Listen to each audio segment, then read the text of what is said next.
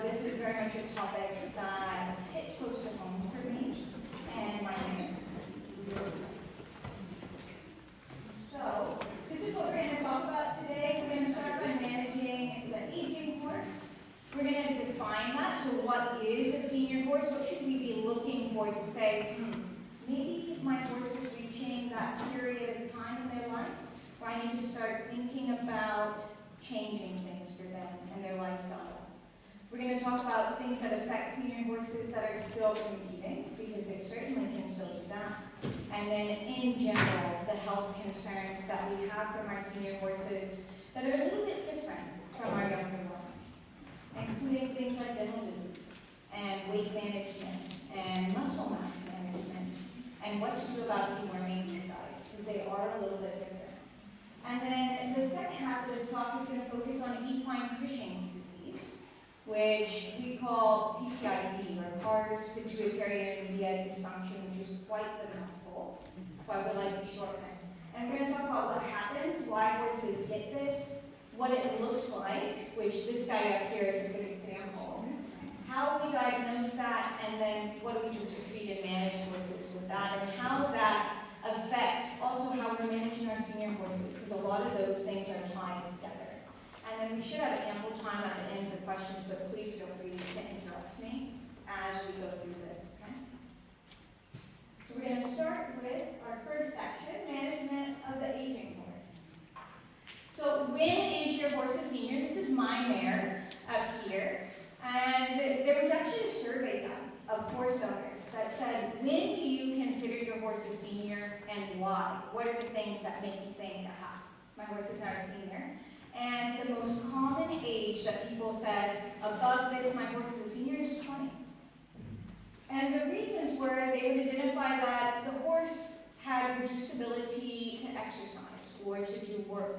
Maybe that's because now we're starting to see some arthritis or some things like that. Their horse had their first age-related disease that was diagnosed.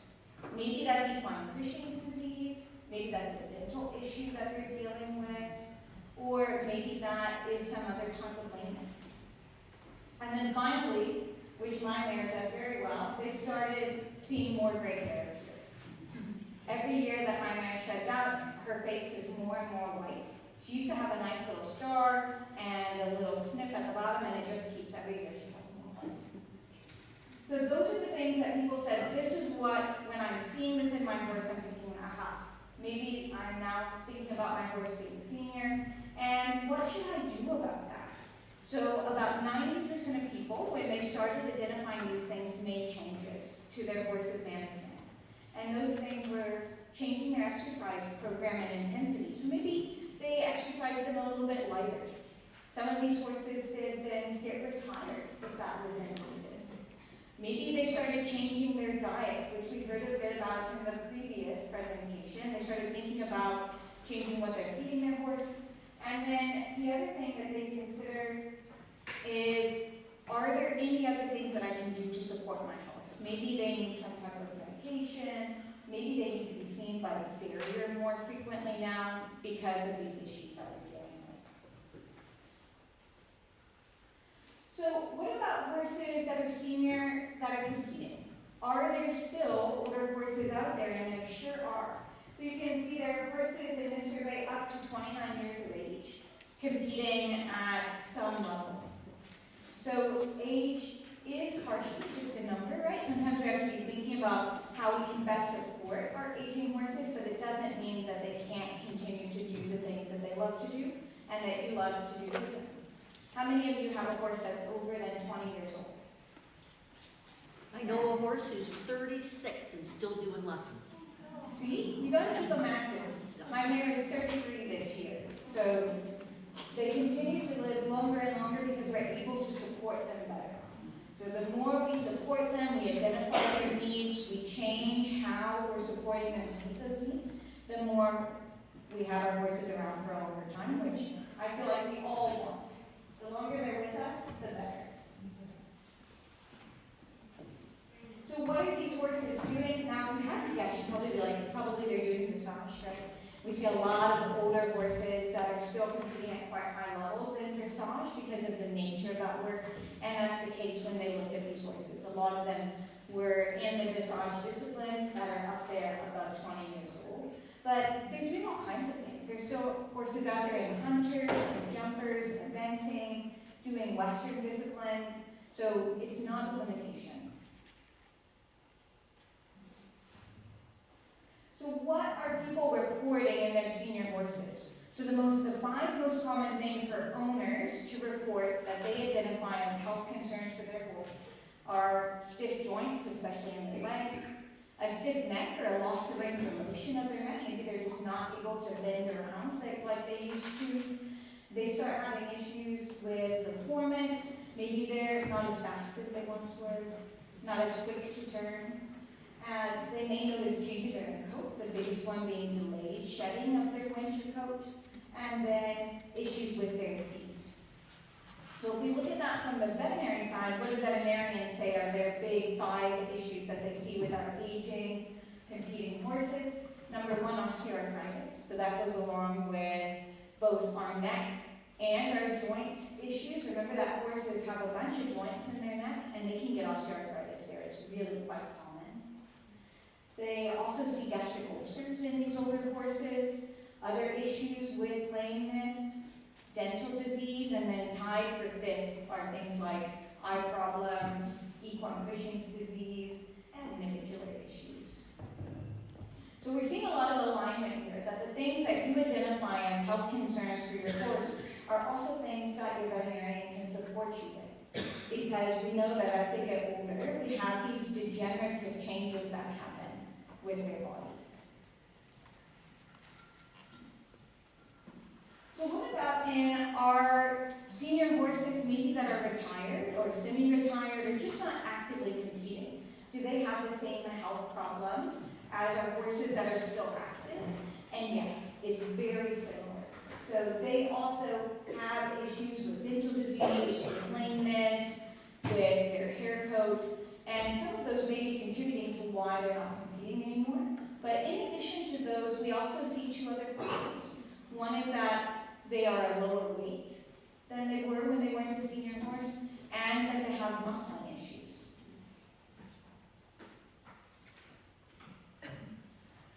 So there was a really big survey done that asked owners in the US to report what they were seeing in their senior horses. They wanted to know, what are you seeing? What are the most common problems? I'm going to show you several graphs, and this is kind of a guide to our discussion as we talk about these different problems with our senior horses, and I want you to tell me if they align with the concerns or the issues that you see with your senior horse. So the first category that they looked at had to do with eating. So heavy focus on their dentition, their appetite for food, their water intake, and what owners most frequently reported was that horses had either poor dentition, so maybe they had been losing teeth, or their teeth are really worn, they're quitting or dropping a lot of feed or hay, and then they also have difficulty chewing. So those top 3 responses are all very focused on degeneration of the horse's teeth, which we know as horses get older, their teeth show more and more wear and tear. So what are signs that your horse may have a dental problem? They could have bad breath. Maybe they turn their head to the side when they're chewing because they're trying to chew just on one side of their mouth. They may be dropping feed, or you may see those big hay balls that have a lot of saliva in them. That's quitting. Maybe they have weight loss or a lower body condition score, and you're thinking to yourself, well, maybe it's because they're just not chewing their feet as well as they should, or it takes them a really long time to eat. Or maybe they have a little bit of nasal discharge, because our horses can get infections in their sinuses if they have teeth issues. So if your horse looks like this and is turning their head to the side, they do look very cute when they do that, but we also need to be thinking if they're doing that when they're eating, that maybe they have some dental pain. And horses can have issues with both their incisors, so their teeth there in the front, and their cheek teeth, which are their molars and their premolars. And we're going to talk about the incisors first. So the incisors, even though they're not the primary grinding surface, they do get a lot of wear and tear. And if you have a horse that likes to do things like chew on wood, or is a cricker, or things like that, then those horses are going to have even a higher risk of having a lot of wear on their incisors. And if their incisors don't align properly, then it actually changes how the teeth in the back of their mouth align. So if you have a problem here, then it'll also affect their ability to use that grinding surface in the back if it's okay. The other thing that we see in older horses is a degenerative disease of the incisors, and that's this crazy alarm thing up here. So this is an equine degenerative disease, and what happens is two things. One, the body starts to reabsorb the calcium in the teeth and all that cement and that enamel, so it starts absorbing that. And two, it starts laying down extra material, so the teeth look really bulgy, and you can see it through the gum line, and I'll show you a picture of what this looks like. But the most important thing to know is that this is painful for the horse. And because they use their incisors to grab things initially, so they grab that hay, they grab the grass along with their lips, then that can make them eat slower or be reluctant to eat because they have pain from those incisors. And then if we talk about the cheek teeth, the big things that we see is horses continually erupt reserved ground from under their gum line as they chew and they eat normally, but eventually they run out of that. And what happens is those teeth don't have anything more to erupt, so we've kind of used them up. And that surface gets really smooth. And that smooth surface doesn't help them grind hay. So they can't eat that very well, and they can't break down that hay to start how we should digest things. Because they may be losing teeth, or they have uneven wear, then we can have malocclusions that cause pain, or that just prevent them from being able to chew properly.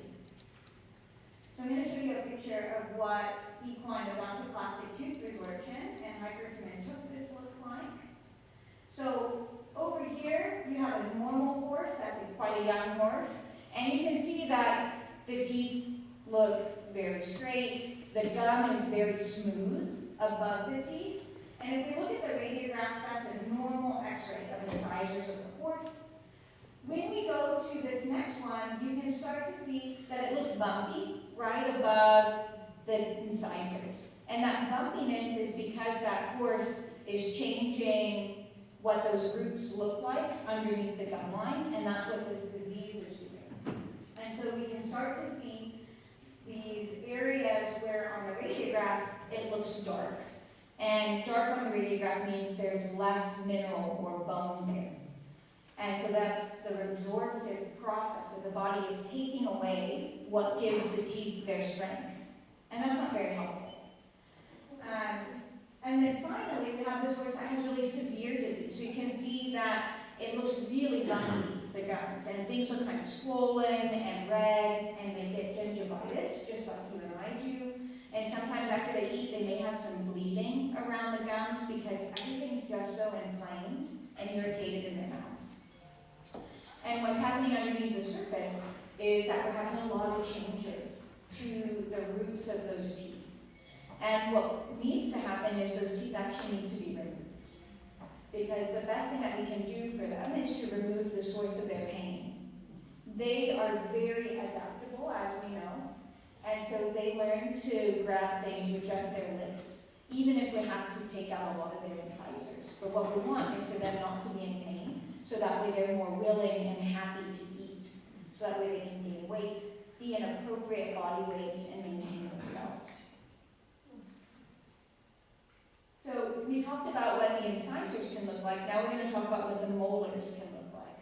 So on the left side here, that is what a normal younger horse looks like. You can see all those ridges in those cheek teeth, and that's the grinding surface. It's nice and even, nothing looks sharp or pointy, so that's a very well-maintained mouth of an average age horse. And now if we look over at this picture on the right side, you can see that the teeth look not very prominent, and it just looks really smooth. And that's because those teeth are worn out.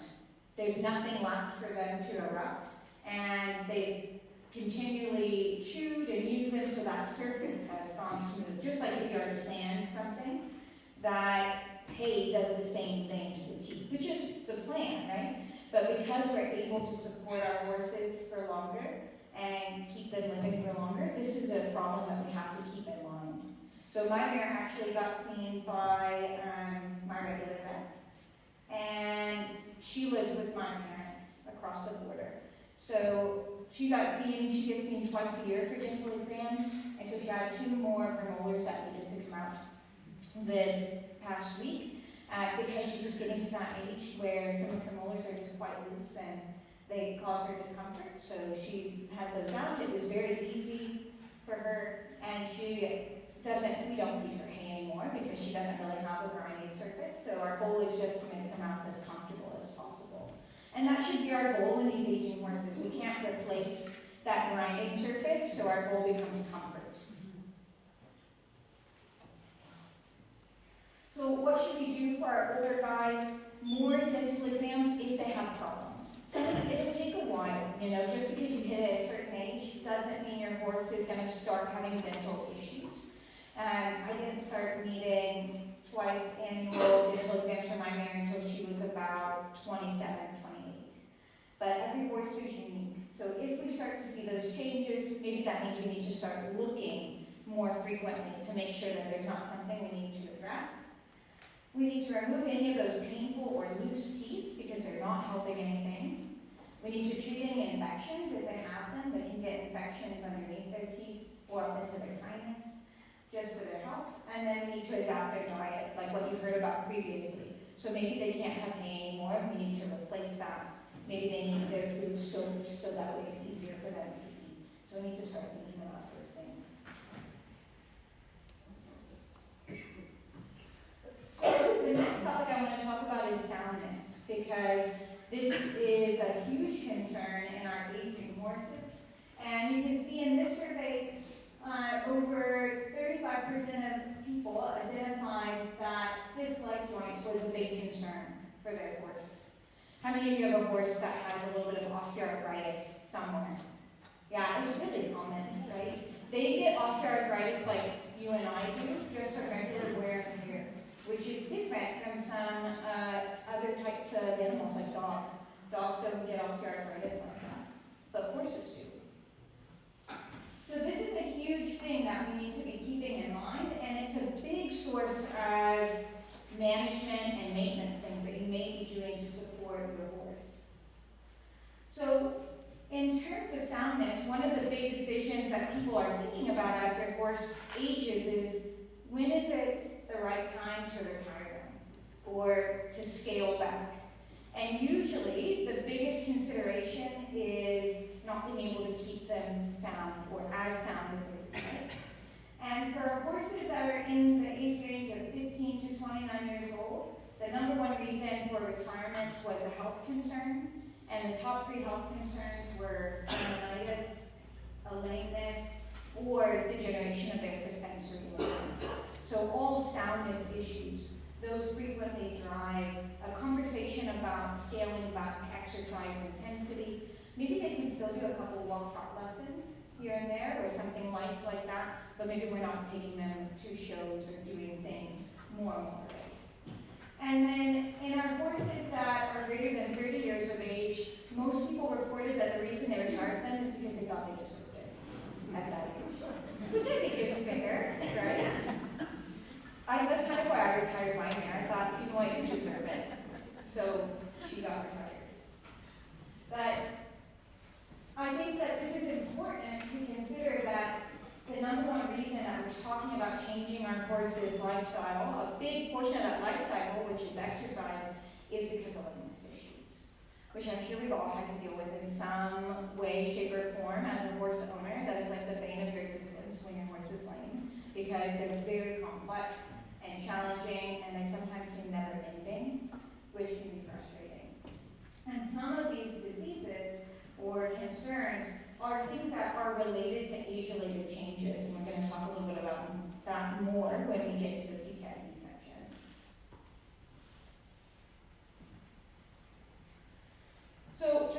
along with soundness and exercise, we have to think about their body composition.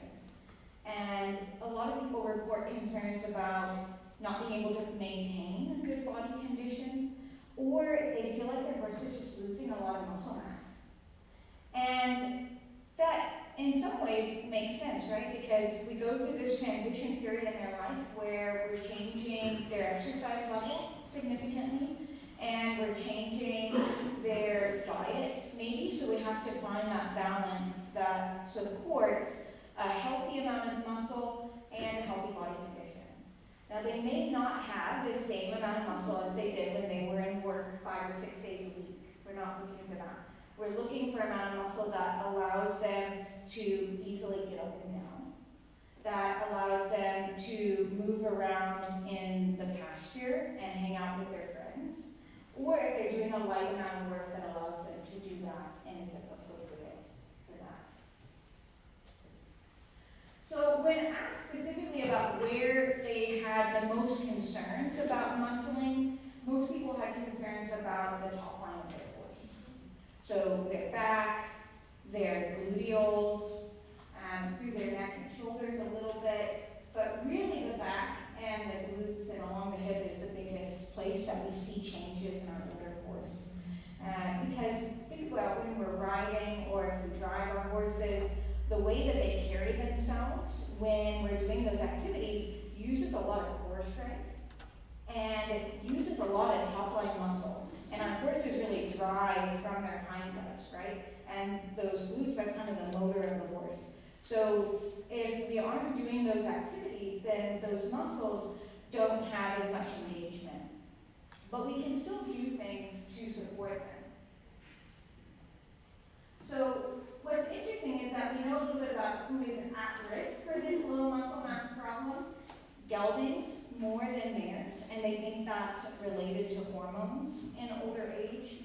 So your geldings are more likely to have issues with low muscle mass than your mares. And increasing age, of course, because that has to do with problems with mobility or changes in exercise.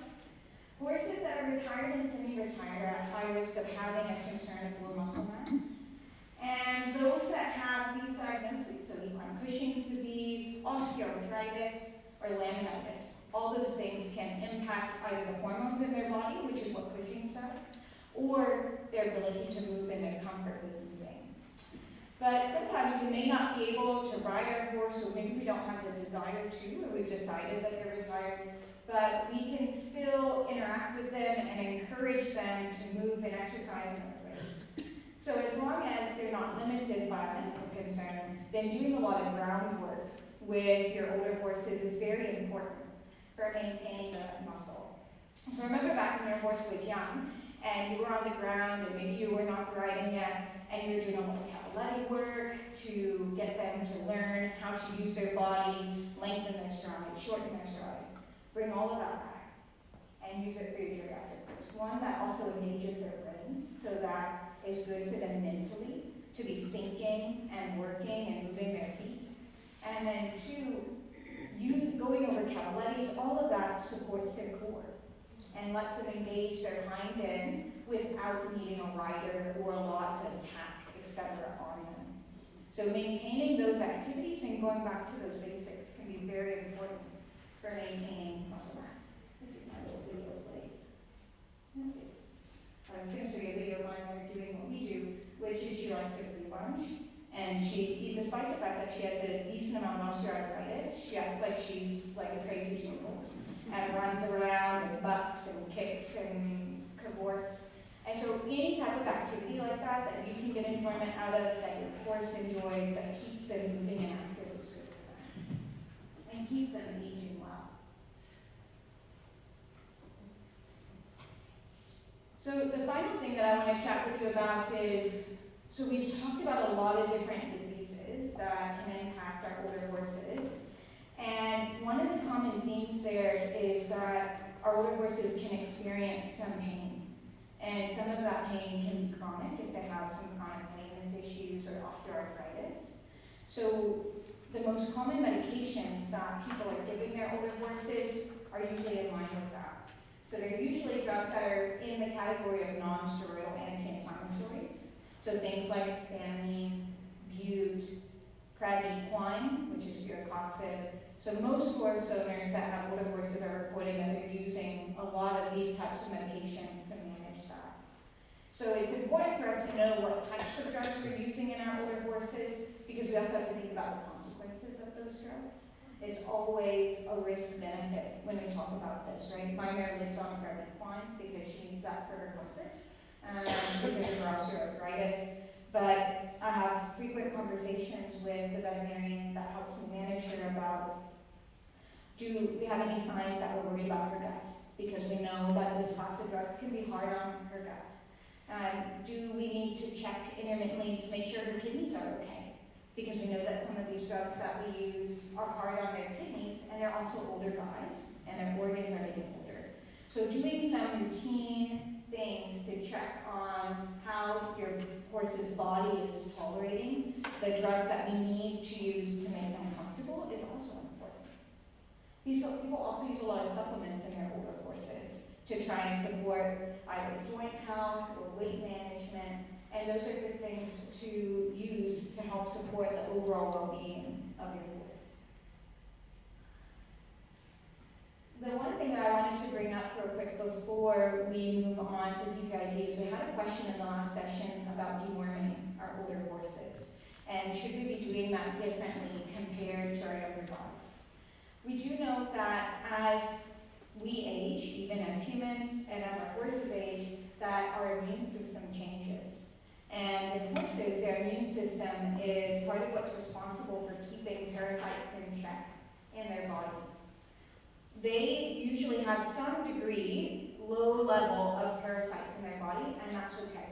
That's fine. Their body usually keeps that in check, and then we intermittently help them with either the parasites that their body has a hard time with keeping in check, or if we, because of the way that we manage them, put them at risk to have more parasites than they would naturally, that their body can cope with. In our older horses, their immune system gets busy doing other things, and it also sometimes loses track of things that it should be keeping track of in the body. So you can start to see older horses that previously had no concerns with parasites have problems.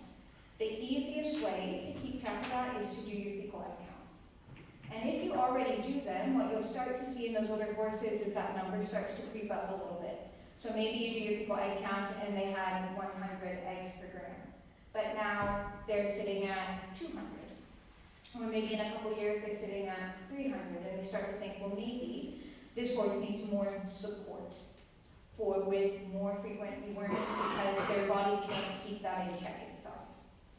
So we make individualized plans for our senior horses for deworming, but it is important to continue those fecal egg count checks, and you may start to see that those numbers start to rise, and that is a part of aging. In terms of the specific product, there's usually not a change in response to product because your horse is older. What can change is that the parasites in your area are adapting, and they're getting smarter, and they're more resistant. But that is unrelated to your horse's age. That older horse just may have more of those parasites because their immune system is having trouble keeping that in check. Before we move on, are there any other questions? So we're going to spend the second half of this talking about equine Cushing's disease. So the first thing we have to talk about is why this happens. So this is an image of what a horse's brain looks like. And down here at the very bottom, that kind of hangs off like a little pendulum, is a gland called the pituitary gland. And this is what we're going to talk about because this disease happens because the pituitary gland gets dysregulated. That pituitary gland is made up of 3 parts, but don't worry, you don't need to know all of them. The only one that we care about is this middle one that they call the pars intermedius. And that's where the name that's where we get the name for this disease. So we're going to ignore those other 2 parts, and we just care about the middle part. And what's interesting is there's a gland above the pituitary gland called the hypothalamus, and it controls what the pituitary gland does. And it tells it how much hormone to release and regulates it, and it regulates it through dopamine. So what goes wrong in these horses? What happens is the way that those two glands talk to each other is through some nerves that come down. And those nerves, as horses age, they degenerate. So now we lose the connection between the hypothalamus, which is, think about it as the regulator, and the pituitary gland, which is the producer of the hormones. And specifically, it loses the connection to this one part, the pars intermedia. And when that happens, the pars intermedia goes crazy. And it just makes a ton of hormone. It says, I have no control, there are no limits, I have no curfew. I'm just going to make all of the hormones that I want to make, as much as I can, and so it does. And so it makes all those hormones go out into your horse's bloodstream, and they get broken down into other things. And those are the clinical signs that we see of equine Cushing's disease, is from your horse's body having more of this hormone than it should. And then the other thing that happens is that gland is working harder, right? We know that things that work harder, like muscles, they get bigger. This gland does the same thing. So that little portion starts to get bigger and bigger and bigger, and now there's more there, so it can make more hormones. So it's this kind of vicious cycle. We have no control of it, it goes wild, it makes more. Because it's making more, you get more over and over again.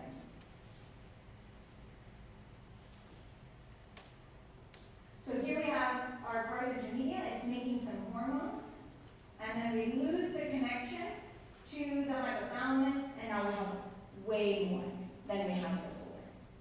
And that's what happens with these horses. So who's at risk for this? The horses that are at highest risk for this are horses over the age of 15.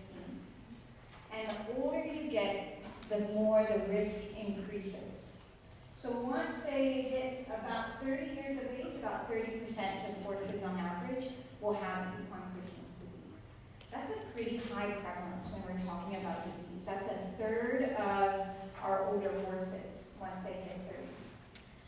Are there specific breeds that are predisposed to this? And the answer is 100% yes.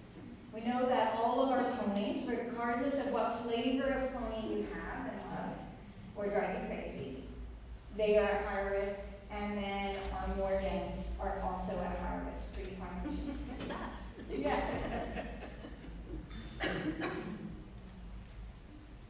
So what do we see with these guys? We see things like they get a really long hair coat. It can also be quite curly. That hair coat doesn't shut out normally. So if it happens during the winter time and you hit spring, they maintain it, and they get really sweaty and uncomfortable and overheat quite easily. They lose their top line muscling quite significantly, and they get this kind of pot belly appearance to them. And they increase their drinking a lot, which means they're also urinating a lot. And then finally, these horses can get pretty lethargic or quiet, or some people will say that they have kind of a spicy horse that suddenly gets very friendly and very docile, and it can change their attitude there as well. So these are the most common things that we see. And this is what a horse that has equine Cushing's disease can look like. So we can see that really long, shaggy hair coat. This horse doesn't have a top line. You can see its spine quite prominently there behind the withers. And it's starting to get that kind of pot belly appearance. We know that there are other things that go on with these horses, and sometimes these more subtle things are the clue that may say, I wonder if this horse is starting to have issues with equine Cushing's disease. Those things are wounds that don't heal, or they take way too long to heal than they should, and that can be a wound anywhere on the body. Eye ulcers that are either continually coming back after healing normally, or that just will not heal and are very frustrating. Horses that are having recurrent infections that they've never had before. A big one that we kind of look over is foot abscesses. So a foot abscess is an infection. It's just an infection that's very much tucked away in the sole of your horse's foot. So if you have a horse that suddenly starts to have issues with hoof abscesses and it's not crazy muddy, where there's not another reason for it, then sometimes these things can be your sign that maybe your horse is starting to have issues with equine Cushing's disease. Or we see really strange or weird infections that we shouldn't see in older horses, that are more things that we see in youngsters. Those are all clues to us that something is off. And the reason that infection is a big theme here, or delayed wound healing, is because one of the byproducts of that hormone that went crazy is some steroids. So your horse has more steroids in their body, and we know that steroids delay healing when they're there in an excessive amount. The other thing that we're going to see is laminitis. And finally, we can also see tendon and ligament issues. So there's actually been some work into looking at horses that have equine Cushing's disease and their tendons and ligaments compared to normal horses. And we know that especially their suspensory ligament can get very degenerated. And so they can start to have issues with their suspensory ligaments and things because of this disease. The other thing that is interesting is we now know that horses experience some degree of osteoporosis when they have equine Cushing's disease. That work is very recent and it's being done by a group in Michigan, so I'm hoping they're going to continue that work because they have shown that horses have osteoporosis in their spine. And if they have it there, they probably have osteoporosis elsewhere in their body. And we know that our older horses, sometimes they get down and they can't get up, and we can have really catastrophic things happen, like they can fracture a hip, just like you can when you get older. So we think that it's very similar to what we experience. Their reason is just because they're restricted with equine Cushing's disease. So in terms of what owners report, the biggest thing that they report is those changes in hair coat. So that delayed shedding, that curly coat, that long coat, be on the lookout for that. Sometimes it's not uniform, it's like really patchy, or it's just on their legs, but if it's not normal for your horse, then that could be a sign that equine Cushing's disease is on the horizon. We also see those other things that we talked about: low muscle mass, low body condition, increased sweating, shrinking. All of these things are things that equine Cushing's disease can cause, which are also things that owners commonly report in their older horses. So these guys kind of are alone. So what do we do if we think your horse has equine Cushing's disease? Likely what we'll recommend is that we just do some complete blood work to check on your horse's body systems to see if there's any other concerns.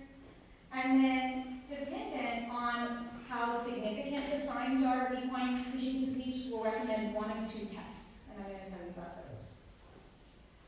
The first test is what we call a baseline ACTH test, and ACTH is a byproduct of that hormone that gets overproduced, so that's why we measure it. This is really helpful if your horse has some of the more significant signs of equine Cushing's disease, like that horse in the picture. So that long coat, the curly coat, that loss of top line, the pot-bellied appearance, those really classic signs, this is a great test for. Things that we have to think about is that we can't do this test if the horse has been trailered, because that increases stress and excitement in your horse, and anything that does that actually changes their ACTH value. So if you come to see me at the OBC and we think your horse has equine Cushing's disease, I will send you home to get tested by your vet, because the result will be meaningless if I do it. So if you haul in to see your vet for an appointment, then they'll have to come to you for ACTH because of that little bit of stress. Even if your horse trailers really well, it's not about that. It's about the fact that they get kind of systemic stress when their life changes. That will change that result. Yeah? What about horses that are really needle shy? Like, would that also impact the test in the same way? It can, yeah. Yeah. The other problem is that sedation impacts the test, so we can't do it on your horse when they're sedated. We also can't do it on your horse when they're in pain. So if they're having issues with laminitis, and that's why we're testing for equine Cushing's disease, we'll have to wait until they're more comfortable, because the test will be usually falsely elevated and we won't know if it's real or not. The only way to get it is a blood draw, it's not through urine. Yeah, only way currently is through a blood draw, yeah.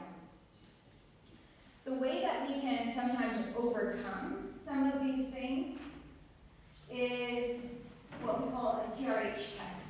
So what happens is your vet comes out, takes a blood sample, gives an injection of this hormone, waits 10 minutes, and takes another blood sample. And what we're looking at is how that ACTH rises in response to giving the hormone, and that can help us get around some of these other issues with just using one sample, because we now can look at how it changes. This is also the test that we use if you have a younger horse or a horse that has really mild clinical signs, because their baseline ACTH may not yet be elevated in those circumstances. So these are the two main tests that we do for equine Cushing's disease. And you can see that they're not 100%, right? No test ever is, so we try and pick the one that we think will be best for your horse and your situation, so we can get the most accurate results that we can. So how do we treat this? There's one approved drug out there on the market for equine Cushing's disease, and that's Percent, which is the drug called Equine. So it was made and approved for horses, and it replaces that missing dopamine that those nerves were supposed to make that they don't make anymore because they're not there, and it provides that regulation so those hormone levels can go back to normal, and then you don't see the clinical signs that you saw with your horse when their pituitary gland was unregulated. Most people report they see improvement in about 6 to 8 weeks with this medication, and the biggest concern is, especially when you start it, they can have quite a poor appetite. That can last for several days to weeks, and so sometimes what we do, if we're really concerned about that, is we start them on a really low dose of the medication and slowly increase it to the dose that we want, which is usually 1 tablet a day, once a day. And usually if we start really low, like at a quarter tablet for those really finicky, picky horses, that helps us get past that period where they don't want it. Sorry, I have a quick question about that. Yeah. Since the diagnosis with those two alternate tests, perhaps it's finicky and maybe isn't 100%, would you treat based on the outward signs and assume that we have PPID or Cushing's? That's a great question. So if your horse has those really significant signs, so the change in hair coat, that curly coat, they haven't shed out, those really classic signs, they are what we call pathognomonic, which means there's really not much else out there in the world that can do that. Then sometimes I do treat them without a test. And frequently I do that in hospital because I'm seeing sick horses, and if they have uncontrolled Cushing's disease and they're sick for some other reason, that makes their life worse. So sometimes I start them on treatment while they're in hospital because they have all the signs to support that, and we need to get that regulated to help them heal or get better from whatever else is going on. So yeah, there are some circumstances where I will do that. And sorry, just a quick follow-up. Yeah. A horse can have Cushing's and still be in work, I assume, like you can sort of Absolutely. support them and then try Yeah. to keep them in maybe a reduced capacity, but be Yeah. aware of what their condition is and try to keep them going. Absolutely you can.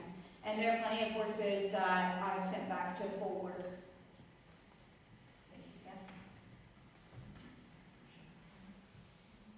So most owners report that the thing that they do for their horses that have equine Cushing's disease is give them Herbaline. But you can see there's some other management things up here that people do. So body clipping is a big thing to help get rid of that excess hair and improve their comfort. Sometimes we change their diet to help with their laminitis, and we're going to talk more about that in the next lecture. And maybe they need other medications to support their well-being or other supplements. So just quickly, I'm going to show you this big crazy chart, but I'll tell you why. The big thing that changes how we manage your horse's diet with equine Cushing's disease is whether or not they have concurrent laminitis and with the other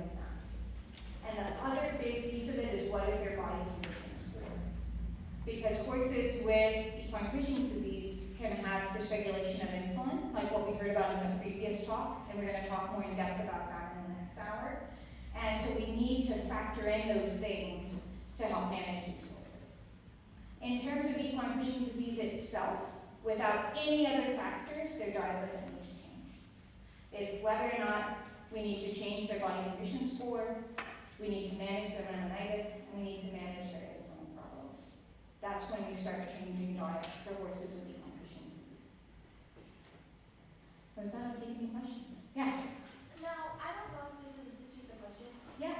Is Cushing's disease more popular in like mini horses, or is it like they're just as equal? Because we have 2 at our barn, and we have I think maybe 3 like horses with Cushing's, Yeah. and then both of our minis, one has dwarfism, have laminitis and Cushing's. Yeah. Is it because they're smaller, the sugar impacts them a little bit stronger? Or? So, we know that ponies are predisposed to equine Cushing's disease, so I lump minis into that category. Those little guys are all predisposed. And we also know that our ponies, and especially our minis, are predisposed to having problems with managing their insulin. So they kind of get it from both sides, that they usually have more significant signs of both, because they have both problems.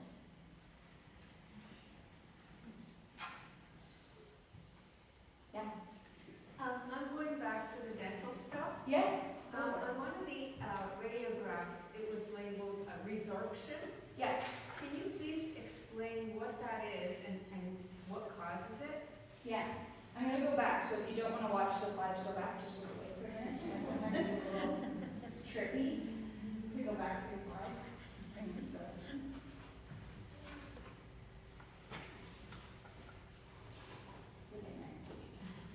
Okay, so if you look at this radiograph, you can see these teeth have this nice, like, wider area on the outside than they do in the center, where the root and the nerve of the tooth are, and that's where the pulp is. So this is where, like, the enamel is, and there's another layer there called the cementum.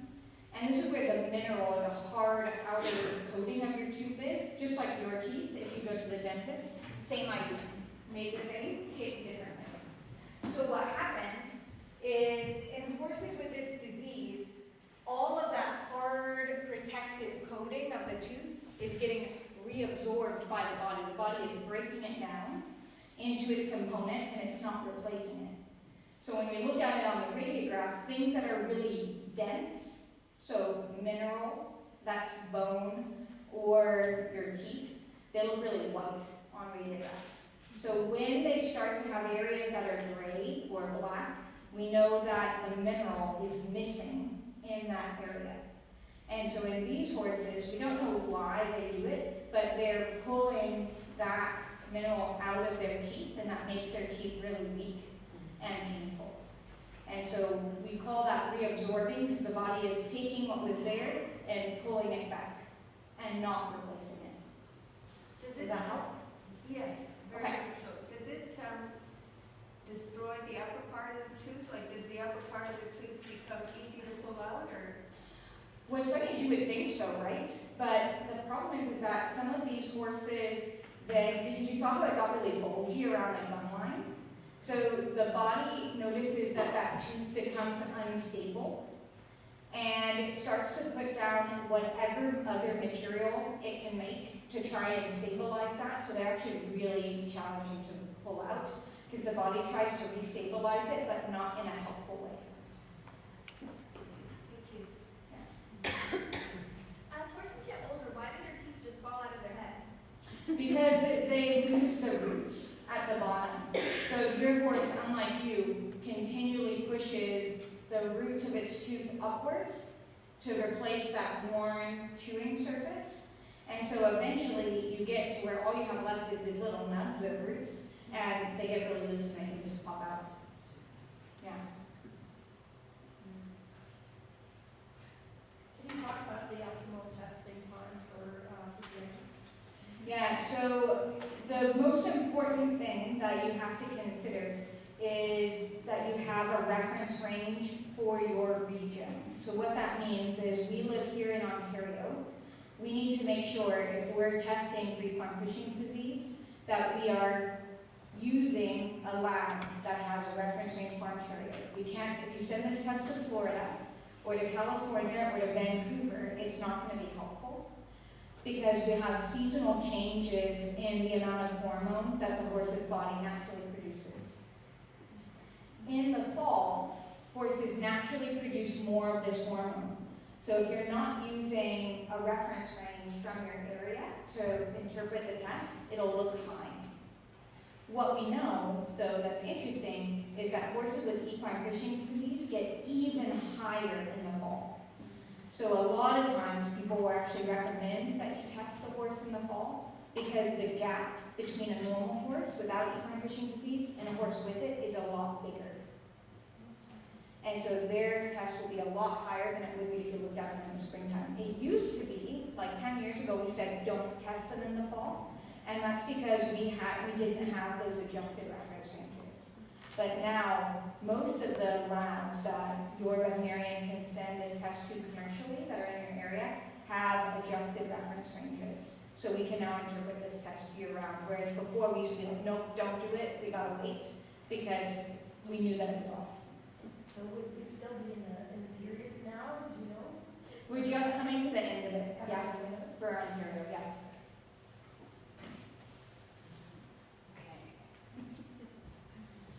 I'm going to give Dr. Lack a break because we are going to go more into depth in this in the next chat. So if everyone needs a quick breather, a break, refill, get some water, whatever you need, now's the time.